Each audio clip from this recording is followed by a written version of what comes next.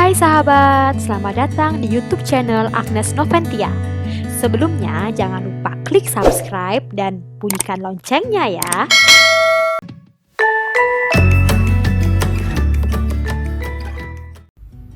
Hai sahabat, di tengah pandemi seperti saat ini, semua kegiatan dilaksanakan di rumah bukan? Sama halnya dengan kegiatan belajar. Tadinya saya sempat bingung, bagaimana dalam merancang pembelajaran supaya anak tidak mudah bosan, tetap semangat dan dapat melaksanakan semua pembelajaran dengan lancar. Untuk itu, saya memanfaatkan teknologi informasi dalam pembelajaran saya. Media informasi dan komunikasi yang saya gunakan yang pertama adalah WhatsApp Group. WhatsApp Group sebagai salah satu media dalam berinteraksi dengan siswa dan orang tua dalam penyampaian tugasnya. Yang kedua, saya menggunakan Zoom. Zoom sebagai salah satu media untuk berinteraksi secara online dengan siswa. Yang ketiga, saya menggunakan Zoho. Zoho sebagai salah satu media untuk absensi online siswa. Yang keempat, saya menggunakan YouTube. YouTube sebagai salah satu sumber media belajar dan juga sarana untuk mengupload hasil presentasi siswa. Yang kelima, saya menggunakan blog. Blog sebagai salah satu media saya dalam menulis sumber belajar dari berbagai sumber yang bisa diakses oleh siswa. Dan yang keenam, saya menggunakan Rumah Belajar. Rumah Belajar sebagai salah satu media sumber belajar yang berisi banyak sekali literatur, materi, bank soal, dan lainnya yang dapat diakses oleh siswa. Nah, dalam pelaksanaannya, yuk kita simak. Pada pembelajaran hari ini, saya menggunakan pembelajaran dengan model Discovery Learning dengan materi iklan layanan masyarakat. Siswa mengakses rumah belajar untuk media pembelajarannya. Pada awal kegiatan pembelajaran, guru menyapa siswa dan melakukan absensi dengan menggunakan Zoho. Kemudian, siswa melaksanakan literasi dengan memanfaatkan portal Rumah Belajar. Mereka memilih menu pada fitur pendukung yaitu karya bahasa dan sastra. Di sini banyak sekali cerita yang dapat dipilih untuk berliterasi.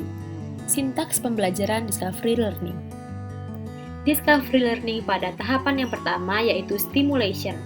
Guru memberikan rangsangan berupa video yang terdapat pada YouTube tentang iklan layanan masyarakat. Pada tahapan yang kedua, siswa diberikan suatu masalah atau problem statement untuk dipecahkan.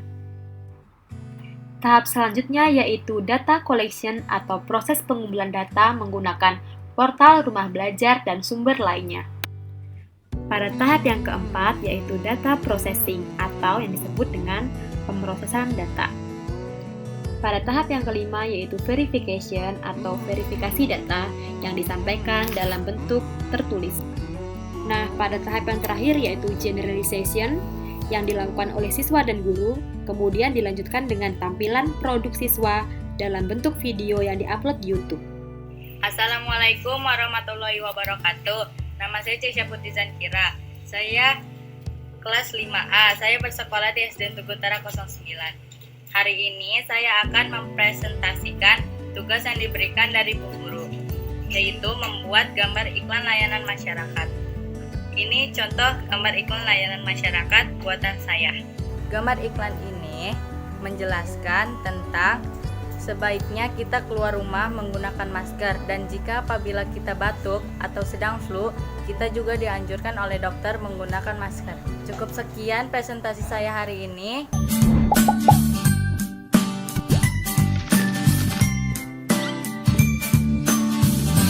Nah, sahabat, sekarang saya akan memperkenalkan Rumah Belajar.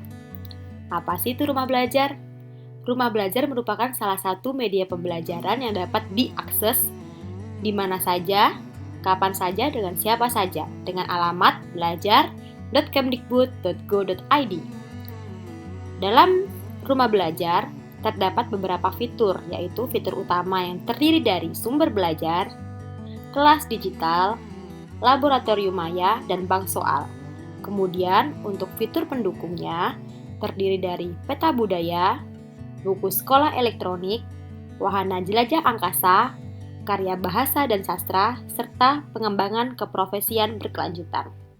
Saya sering menggunakan karya bahasa dan sastra untuk sarana literasi siswa dalam literasi bahasa.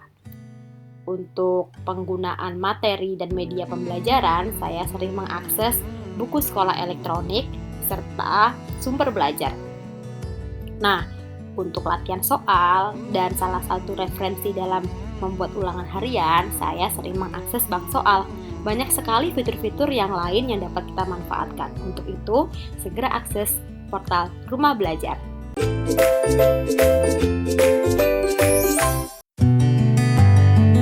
Hai, namaku Kirana Naila, kelas 5A dari Sekolah SDN Tugu Utara 09. Aku di sini ingin menyampaikan belajar di rumah di masa pandemi corona ini aku kira sangat susah atau membosankan. Ternyata itu salah. Belajar di rumah ternyata lebih nyaman dan menyenangkan.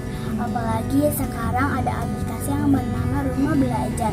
Di Rumah Belajar banyak fitur-fitur yang ditampilkan secara lengkap. Jadi aku tidak ketinggalan mata pelajaran selama pandemi corona. Terima kasih untuk Rumah Belajar. Rumah Belajar merupakan salah satu produk Pusdatin yang dapat kita akses dengan alamat belajar.kemdikbud.go.id. Dapat juga kita unduh melalui Play Store atau App Store kita. Dengan menggunakan Rumah Belajar, siswa dapat lebih mudah dalam belajar, lebih mandiri, dan juga siswa dapat belajar untuk memecahkan masalah melalui media yang telah disediakan. Untuk itu, mari segera akses Rumah Belajar karena belajar dapat di mana saja, kapan saja, dan dengan siapa saja.